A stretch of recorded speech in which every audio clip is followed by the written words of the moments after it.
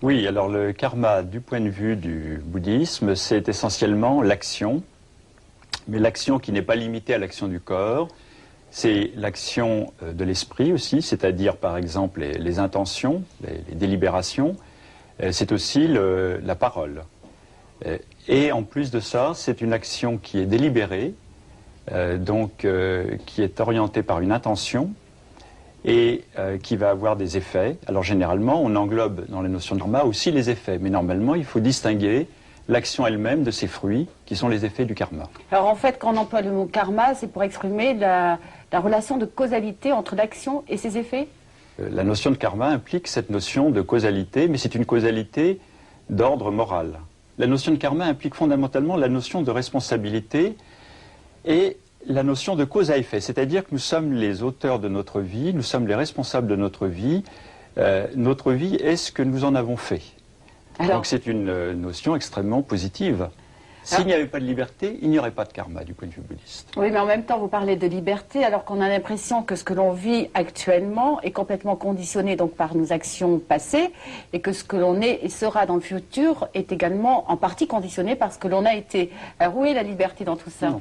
Je crois que là, il faut bien comprendre que les effets du karma ne déterminent pas nos actions présentes. Les effets du karma déterminent le type de renaissance et de situation dans laquelle on va se trouver dans cette vie-ci.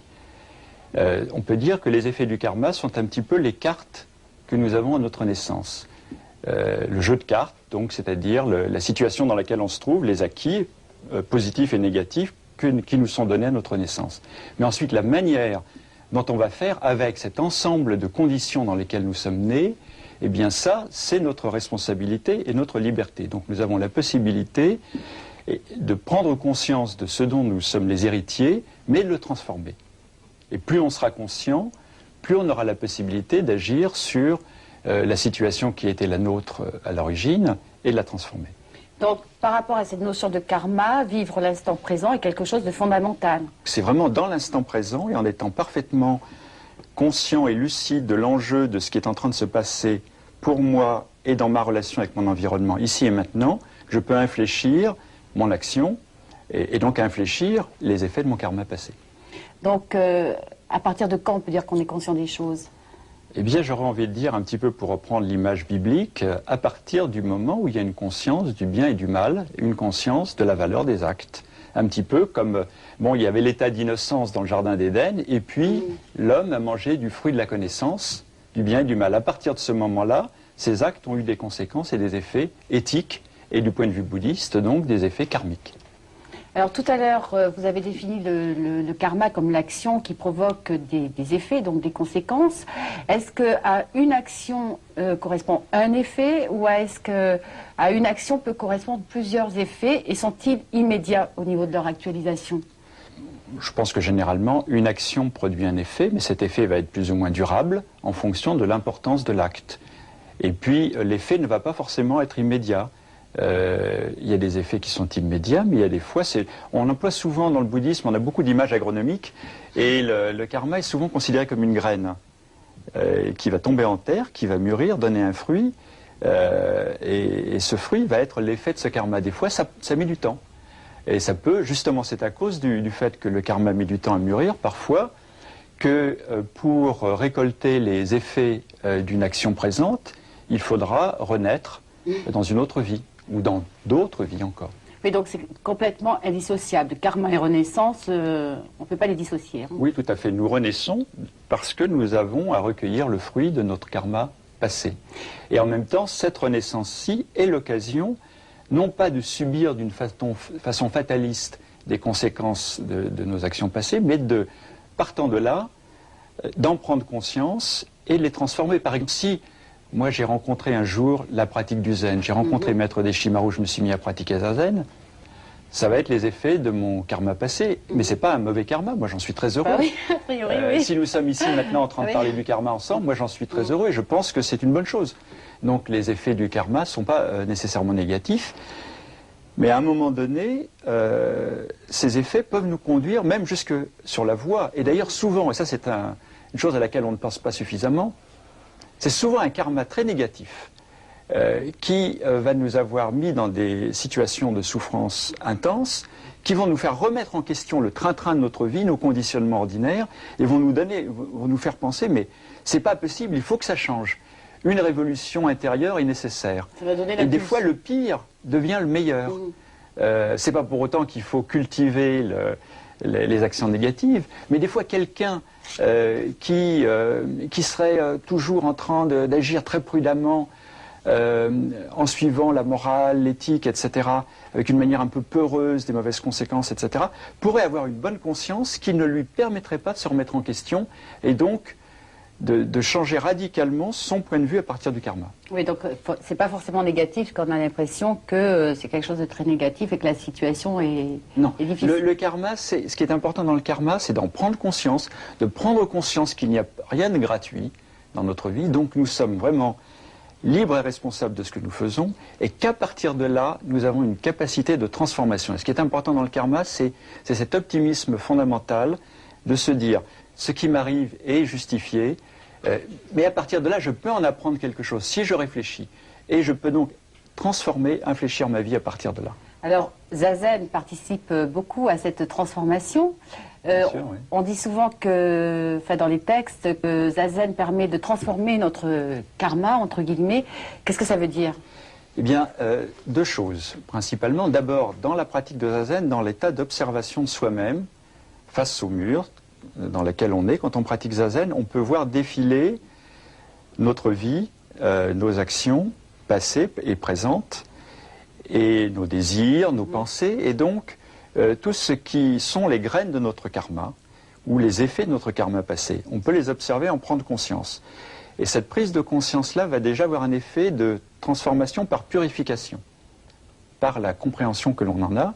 Et puis, deuxièmement, la pratique de Zazen est une pratique dans laquelle on ne produit pas de nouveau karma dans le moment même où on fait Zazen. C'est-à-dire que dans le moment où on fait Zazen, le corps est dans une posture juste, n'est dans aucune action particulière, donc ne déclenche pas de karma par l'action.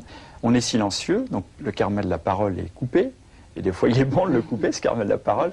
Et puis, dans la pensée, il n'y a pas de pensée volontaire et consciente. Il n'y a pas de pensée intentionnelle. En Zazen, même l'intention de réaliser l'éveil, d'obtenir le satori est abandonnée. C'est-à-dire que l'état d'esprit fondamental de Zazen est d'abandonner toute intention. Et dans cet état-là, il y a une liberté totale, et on peut dire une remise à zéro des compteurs de notre karma. Et donc ça fait du bien, parce que ça veut dire qu'à ce moment-là, il y a la possibilité justement de se rendre compte que tout peut être remis en question à chaque instant. Il y a une possibilité de remise à zéro, aussi en prenant conscience de la vacuité finalement, de ce qui est l'auteur du karma, c'est-à-dire de cette illusion de notre ego, à laquelle tant qu'on est attaché, on va avoir tendance à développer de plus en plus de karma, c'est-à-dire d'actions volontaires avec l'avidité d'en recueillir les fruits qui provoquent les renaissances. Mais en même temps, en Zazen, si on prend conscience que cet ego a une existence relative mais fondamentalement illusoire, il y a un détachement qui va se créer par rapport à cette identification à notre ego, et donc ce qui est la source du karma va se tarir. Oui, parce que c'est l'ego, on ne l'a pas précisé, qui est la source du karma. Oui. Hein? Oui, l'ego en tant qu'il est attachement à une certaine idée qu'on se fait de soi-même, de notre personnalité, de ce moi séparé du reste. Alors finalement, en prenant conscience de la nature illusoire de l'ego, on prend conscience de la nature aussi illusoire du karma. Ah, le karma n'est pas si illusoire que ça. Il se manifeste dans le monde relatif dans lequel on vit, dans le monde des phénomènes, il a des effets. Dire que le karma est illusoire, c'est dangereux parce que ça pourrait vouloir dire que nos actions n'ont pas d'effet, que tout est vacuité. Et à cause de ça, il y a eu des gens qui ont détourné l'enseignement du bouddhisme, comme on peut détourner n'importe quel enseignement, et ont développé une espèce d'attitude irresponsable en disant que de toute façon, puisque la loi fondamentale est celle de la vacuité, nos paroles sont sans effet, et donc on est libre, on peut faire ce que l'on veut. C'est pas du tout la vraie liberté, puisque le thème de notre émission c'est la liberté, c'est pas de faire n'importe quoi, c'est-à-dire d'être le jouet de ses passions et de son ego. Moi je crois que la véritable liberté c'est d'être de plus en plus lucide et conscient, et d'agir, non pas d'être dans la non-action, mais d'agir de manière moins égoïste et d'agir de plus en plus en harmonie avec la véritable nature de notre existence, c'est-à-dire avec notre véritable nature de Bouddha. Donc en fait, le but de cette connaissance permet de se développer spirituellement. Bien sûr, bien sûr. Je pense qu'on est sur cette terre pour apprendre à se développer et le karma est un excellent maître. Parce que le karma, et d'ailleurs le rôle du maître est souvent de nous pointer cette loi du karma. Le karma est un maître parce qu'il nous montre justement les effets de nos pensées, de nos paroles et de nos actions, et donc il nous amène sur le chemin de la transformation. Alors finalement, nous ne pouvons pas échapper à notre karma, mais nous sommes fondamentalement libres de l'assumer ou de ne pas l'assumer. Oui, on ne peut pas échapper aux effets de son karma passé. Oui. Mais par contre, si on développe une pratique spirituelle, une pratique de méditation, à partir de la conscience que l'on prend de ce karma, non seulement on va pouvoir le transformer, mais on va pouvoir aboutir à une existence au-delà de tout karma, sous réserve d'une chose, c'est que la pratique de la méditation, la pratique du bouddhisme en général, nous fait prendre conscience de notre interdépendance et de notre solidarité avec tous les êtres. À partir de là, va se développer un esprit de compassion. Cet esprit de compassion va être la motivation d'un nouveau type d'action, de pensée et de parole, qui sont celles du bodhisattva, celles de l'être qui est complètement animé par cet amour des autres et cette compassion. Alors, on peut dire qu'il va créer un nouveau karma. Mais positif. Mais d'abord, c'est un karma positif. Et dans la mesure où ce sont des actions qui n'ont pas pour but d'en tirer un profit personnel, mais qui sont des actions totalement désintéressées, orientées uniquement vers le salut des autres, en fait, on peut dire qu'il s'agit d'actions qui ne produisent pas de karma. C'est-à-dire qu'on peut agir sans que ça soit producteur de karma.